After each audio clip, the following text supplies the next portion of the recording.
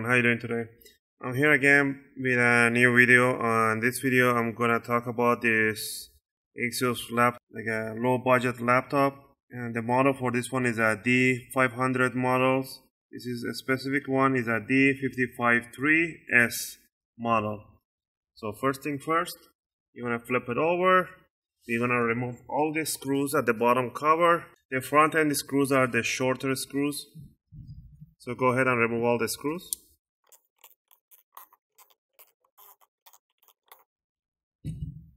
Alright, now that we removed screws from here, next we're gonna remove the bottom cover. We still can't remove the DVD-ROM, so we're gonna flip it back normal position, but this time we're gonna hold it in 45-degree angle. Alright, at this angle that we have it, we're gonna use a guitar pick. I can find mine right over here. So I just suggest for all of you to keep one of this guitar pick handy. You're gonna stick it right between the top cover and bottom cover, and you're gonna just twist it slowly, like a 45 angle twist all around the top cover. Once you have it, it's open, just go ahead, lift it up from this side. Don't yank it too hard, but there's gonna be two cables. In order to remove these two cables, you have to lift up this plastic cover right over here. This is the LCD cable flex for the keyboard. You're just gonna slide out from that side. Same thing for the trackpad. You have to lift up the black cover 90 degrees and pull this one the opposite side, this side. So one goes from this side, the other one goes from the other side.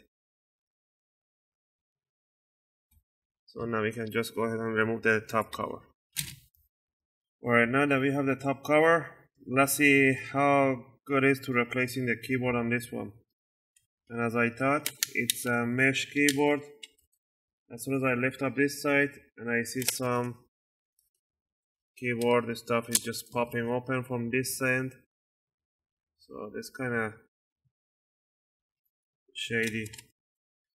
And if you want to replace the keyboard, you have to break every plastic point on the bottom plate.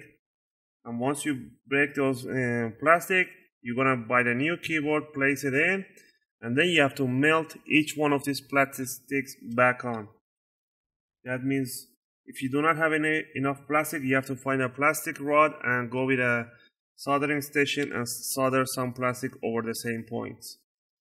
Unlike the MacBook laptops, they have actual screws, like 34 of them, to hold the keyboard in place.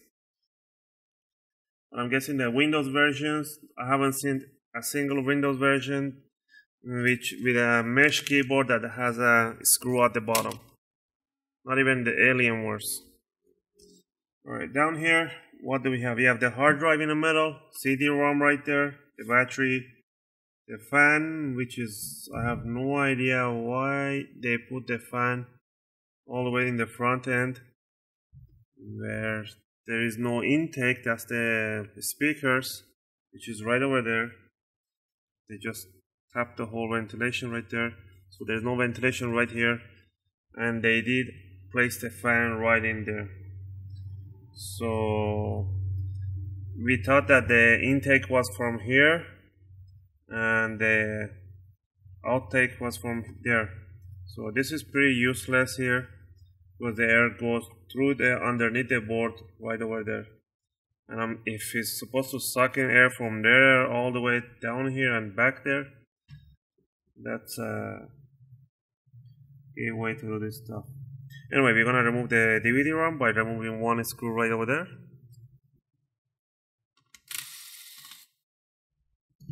Once you remove the screw, just go ahead and pull it out to the one side. If you want to replace your CD-ROM, DVD-ROM, as far as you go. Next, we're going to remove the battery. To remove the battery, this one has a special lock on the bracket.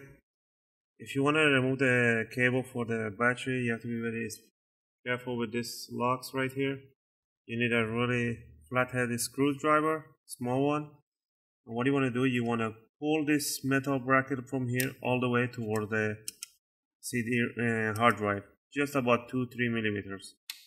Okay, let's say we were in this position. You want to grab it and push it out a little bit, just to go away from the white space. Next, you want to lift up the battery upward. Don't pull that towards your side. You have to lift it up. You're not going to pull it down. Next, we're going to remove the battery by removing 1, 2, 3, 4 screws.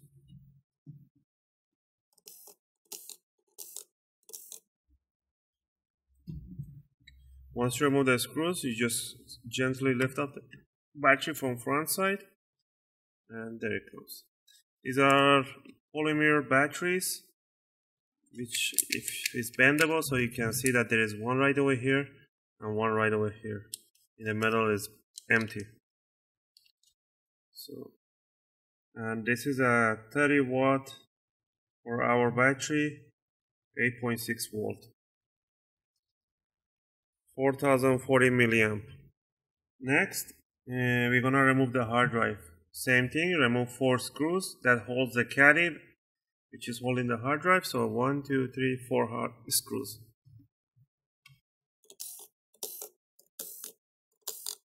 Alright, now that we remove the screws, you're gonna gently pull the hard drive towards the monitor, slide it.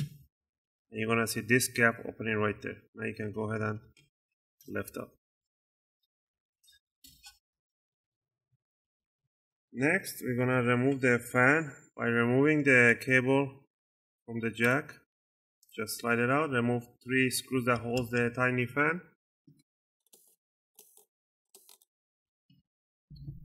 And just lift up the fan. As you can see, there's no ventilation right underneath. And on the top, there's no ventilation right under the speakers. There's nothing. So the air has to travel all the way from this end with a force to the fan, so it can blow right under the motherboard. And we're gonna see what kind of heatsink they have down there. But next, we're gonna unplug the speakers cable right there. Just pull it out. We're gonna remove the flex cable for the extra USB and audio jack, just by lifting it up and loosening it up. And the last thing, we're gonna remove the cable for the LCD. You guys gotta be very gentle with these cables. The jacks are really sensitive. You lift up this plastic tape right there. Don't rip it off, just lift it all the way to the back. Next, what you want to do, you don't want to yank this black tape right there. You're going to damage the cables. You want to pull out from the corner side, from the mid top. That way. That way you don't damage the cables or stress the cables. Next, you want to unplug the Wi-Fi cable right there. And you're going to unscrew the screw which holds the Wi-Fi port to the bottom chassis.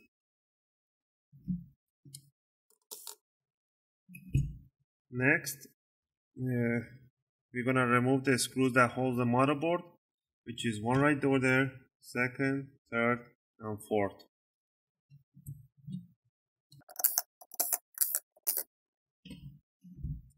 Once you have that up, you want to lift up from this side, and right over here there is this trigger, plastic trigger that holds the motherboard.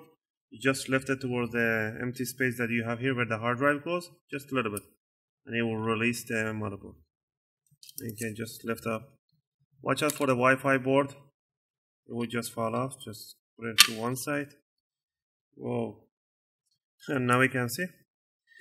So this is supposed to be a heatsink, I guess. So this is a passage right here that goes all the way to the back. So the fan is gonna blow through here, whatever air it can suck from the other side, and it blows right through here under the motherboard to cool down this tiny aluminum sheet. I'll say there's no fans or anything like that. It's supposed to cool down this one and go through. So this goes right here. So if you lift it up, and this is really kind of shady stuff to do. You have only one damn RAM. You cannot upgrade your RAM. This comes in a 4 gig. I doubted that people want to put more RAM for this kind of CPU, so there's no point. But we're gonna continue and we're gonna start removing the complex heatsink that they have right here. This is very complex heatsink, so be careful. There is 2 screws that are holding this big, huge, humongous heatsink. Once you remove the 2 screws, go ahead and lift up the heatsink. And right at the bottom, you can see it's not even they didn't even put a copper heatsink. They just put an aluminum. Copper is way better than aluminum for absorbing heat and dissipating. But they rather put this low grade, no fan, no tubing heatsink. Next step, you're gonna go ahead and clean up the CPU, a working towel, and a thermal paste remover. Clean the die on the chip, and also go ahead and clean up the heatsink. I'm just gonna let you guys know that even if you put a liquid metal, or if you put doesn't matter what kind of thermal paste you put on this one, it's not gonna make that huge difference because of the size of the heatsink. So, and the fan that is blowing through here, you're not gonna see a big, humongous difference. Yeah. And grab your thermal paste. I'm gonna use a Arctic MX4, just 1 drop in the middle, tiny one, and just put the heatsink back on, put it straight down, and put the 2 screws.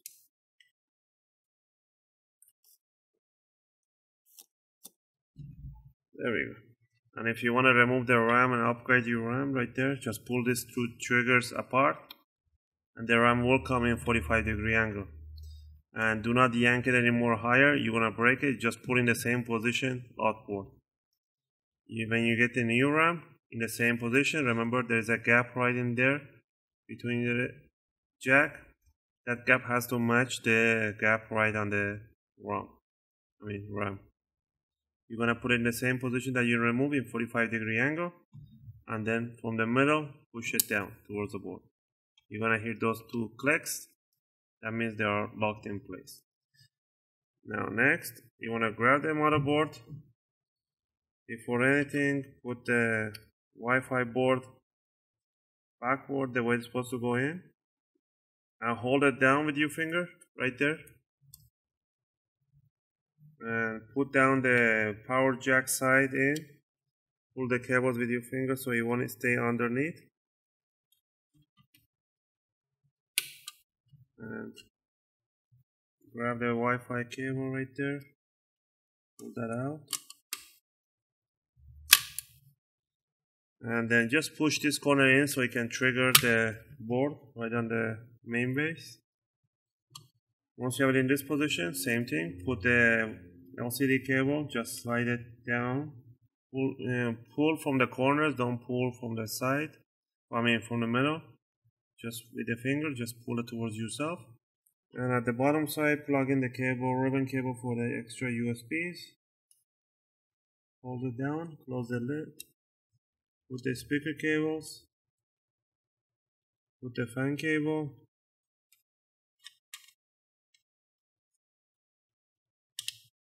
Put the fan in place. Grab the hard drive. Put it with an offset all the way to the back end. And then slide it towards the front side. Grab the Wi-Fi cable. Plug that in. Make sure the cables are not in the way. Just accommodate the cables. Grab the battery, put the back end underneath the speaker type, and just push it down. Do not plug the cable yet. Grab the CD-ROM, slide it down. Now we're gonna put the screw for the CD-ROM and the caddy and the batteries and the motherboard and the Wi-Fi.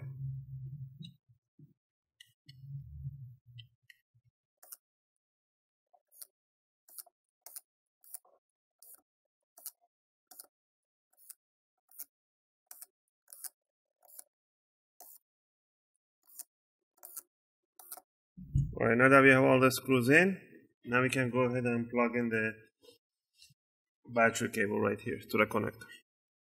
Alright, to do that, same thing, pull the metal cover right all the way to the back. Grab the battery jack and just push it down from the top side. Just hold it down with one finger. With the other finger, with the screwdriver, just pull the trigger right over. Alright, next you're gonna grab the top cover. Now we gotta plug in the cable for the keyboard and the touchpad. To do that, just same thing, lift up this cover first. Grab the LCD cable and slide it from the back side where the hard drive is. Hold it and close the lid. And this one, same thing, lift up this black top cover, 90 degrees. And this cable is gonna go from the fan side to the back. Now you're gonna start pushing the corners down. You're gonna hear those clicking noise.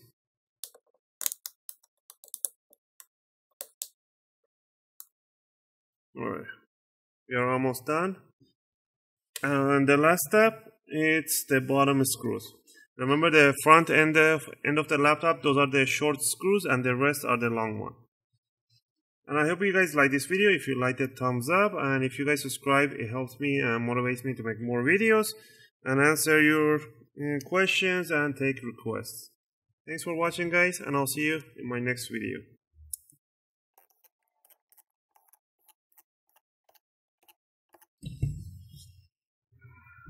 Alright, we are done.